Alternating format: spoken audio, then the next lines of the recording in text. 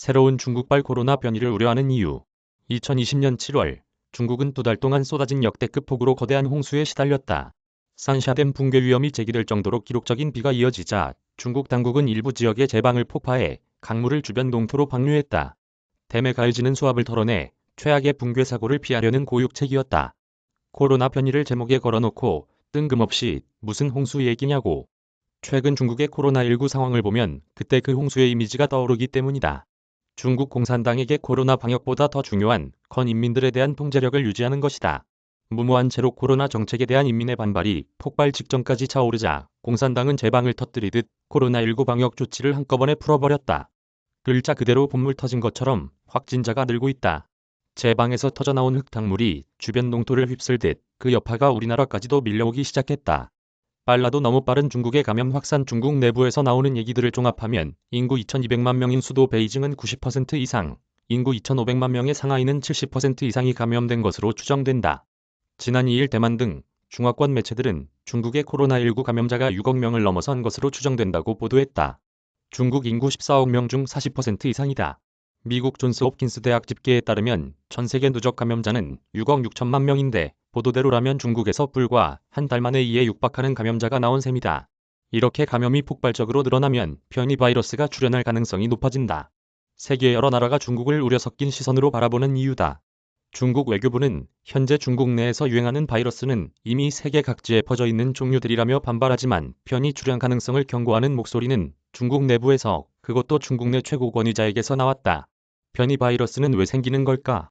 그 원리를 알아보면 중난산 원사가 우려한, 그리고 세계 각국이 우려하는 바를 이해할 수 있다.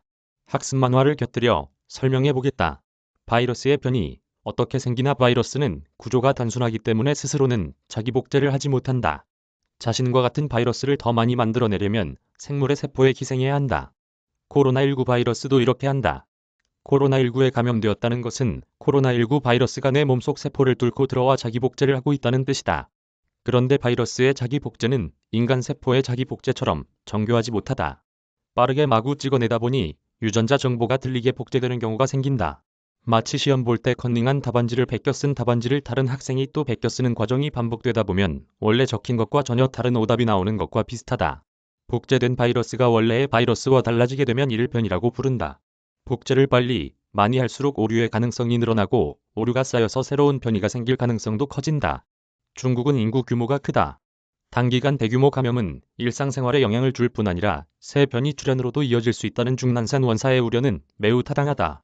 백신은 변이 발생 가능성을 낮춘다. 변이 발생의 가능성을 낮추려면 이 사람 저 사람에게 바이러스가 확산되지 않도록 해야 한다. 막을 수 없다면 적어도 속도는 늦춰야 한다. 그렇게 하는 방법은 두 가지다. 사람 간의 만남을 차단하는 것, 또 하나는 백신 접종으로 감염을 줄이는 것이다. 인간의 몸은 코로나와 같은 바이러스가 내 세포에 맘대로 들어와 분탕질을 치도록 그냥 두지는 않는다. 면역 체계가 여러 단계로 발동한다. 그중 하나의 작용이 중화항체를 만들어내 바이러스가 세포의 문을 열고 들어가지 못하게 하는 것이다. 백신은 코로나19 바이러스의 유전자 정보를 담고 있다. 백신을 맞으면 우리 몸의 면역 체계는 코로나19가 어떤 존재인지 학습하고 싸우는 방법을 훈련한다. 우리 몸은 코로나19에 딱 맞는 중화항체를 더 많이 만들 수 있게 되며 그 외의 다른 면역 작용도 강화돼서 코로나19와 더 잘 싸울 수 있게 된다. 백신을 여러 번 맞은 사람이 바이러스에 잘 감염되지 않고 감염되더라도 중증으로 갈 확률이 낮아지는 것은 이 때문이다. 마구 복제된 바이러스가 다른 사람들에게 퍼지는 것도 막을 수 있다. 변이 발생의 가능성이 낮아진다. 그러나 바이러스도 공격, 전술을 바꾼다. 문제는 바이러스도 그냥 당하고만 있지는 않는다는 것이다. 바이러스는 우리 몸이 학습한 것과 다른 형태로 바뀌어 중화항체의 방어를 뚫고 세포를 파고든다. 오미크론 변이가 바로 그런 것이다. 오미크론은 이전에 볼 수 없었던 수준으로 중화항체를 회피하고 걷잡을 수 없이 확산했다. 그러나 백신의 효과는 중화항체 만드는 것에 국한되지 않고 면역 체계의 다른 측면도 강화하므로 여전히 백신을 맞은 사람들은 오미크론에도 더 잘 견뎠다. 오미크론 확진자가 엄청나게 늘었어도 위중증률이나 치명률은 전보다 떨어졌다. 그런데 최근 새로운 변이 소식이 나왔다. 바로 XBB다. XBB는 오미크론의 최신 업데이트 버전 1에서 처음 발견된 코로나19 바이러스는 복제를 거듭하다 오류가 쌓이면서 어느 순간 변이가 되었다. 알파, 베타, 델타 등 여러 변이가 나오더니 오미크론에 이르렀다. 순서대로 그리스 알파벳 이름이 붙었다. 이러다 오메가 변이까지 나올라 하는 말도 돌았다. 아래 그래픽은 넥스트 스트레인이라는 사이트에서 코로나19 변이의 진행을 정리한 것이다. 변이 바이러스는 또다시 복제를 거듭하면서 조금씩 달라진다. 많이 달라지면 아예 다른 그리스 알파벳 이름을 붙일 텐데 그 정도까지는 아니므로 오미크론 뒤에 버전 번호를 붙인다. 오미크론 하위 변이는 BA, 1, 4, 5, BF, BQ 등으로 다양해져 갔다. 그런데 지난해 가을 누군가의 몸속에서 오미크론의 하위 변이 바이러스 두 가지가 섞이게 되었다. 이 두 가지가 합체하면서 새로운 하위 변이가 탄생했으니 그것이 오미크론 XBB이다. XBB 변이는 최근에서야 주목받고 있지만 사실 세계보건기구는 이미 지난해 10월에 XBB에 관한 보고들이 들어온다고 밝힌 바 있다. 이때의 XBB는 버전 1이며 인도에서 처음 발견돼 싱가포르 등 가까운 나라들로 전파됐다. 이미 10월 중순에 26개국에서 XBB 1이 보고됐다. 그러는 중에 조금씩 하위 변이가 추가로 진행됐다. 미국에선 10월 말에 뉴욕 일대에서 처음 XBB 1.5가 확인됐다. 이후 12월 들어 동북부 대도시들을 중심으로 급속히 확산됐다.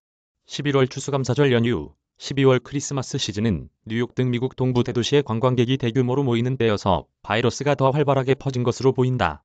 XBB의 가장 큰 특징은 기존 오미크론 변이들보다 더욱더 면역 체계를 잘 회피한다, 즉 감염이 더 잘 된다는 것이다. 미국 CDC가 확진자들이 어떤 하위 변이 바이러스에 감염된 건지 매주 조사한 데이터를 보면 XBB는 11월 하순만 해도 거의 나오지 않다가 12월 말에 이르러서는 40% 이상을 차지하고 있다. 지금은 미국 동부 지역 신규 감염의 80%가량이 XBB 계열이다. 엄청나게 빠른 속도로 우세, 종이되고 있는 것이다. 중국에선 아직까지는 BF 7 계열이 우세하지만 미국처럼 XBB 1.5가 급속히 늘어날 가능성이 있다. XBB 1.5의 의학적 특징이 제대로 연구되어 나오려면 아직은 시간이 더 필요하지만 미국의 치료 경험을 보면 증상은 기존 오미크론 변이들과 크게 다르지 않은 것으로 알려져 있다. 참고 기사. XBB가 폭통, 설사 유발 주가도 들썩.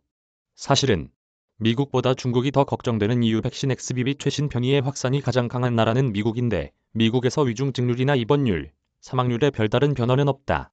XBB가 기존의 오미크론보다 증상이 더 심하거나 치명률을 높이는 게 아니라면 뭐가 문제일까? 증식이 더 빠르고 항체를 회피하는 능력이 더 뛰어나다는 게 문제다. 한번 걸렸던 사람이 더 쉽게 재감염될 수 있다. 팍스로비드 등 항바이러스 치료제는 여전히 효과가 있는 것으로 나타나고 있다. 다만 기저질환이나 고령 등으로 면역이 저하된 사람의 경우엔 항체 치료 등을 받아야 하는데 XBB 변이는 이걸 회피하는 능력이 뛰어나다는 점이 문제다. 미국이나 한국 등은 그래도 걱정이 덜하다. 이미 감염자 급증의 파도를 넘어 의료체계를 운용해본 경험이 있고 효과가 입증된 mRNA 백신을 광범위하게 접종했기 때문이다. mRNA 백신은 바이러스가 우리 몸속에 들어와 세포의 문을 딸 때 쓰는 도구의 유전 정보를 사람 몸속에 주입한다. 비유하자면 실제 도둑이 문 따는 수법을 방범 시스템이 익히도록 하는 첨단 방식이다. 이런 백신을 통해 학습을 마친 면역 체계는 바이러스가 모양을 바꿔서 들어와도 어느 정도는 대처할 수 있다. 그런데 중국은 효과가 떨어지는 자국산 백신만 접종했다.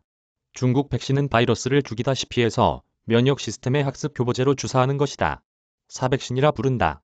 과거의 전염병들은 이런 방식의 백신으로도 어느 정도 막을 수 있었지만 면역 체계 회피 능력이 뛰어난 첨단 강도에는 무용지물이다.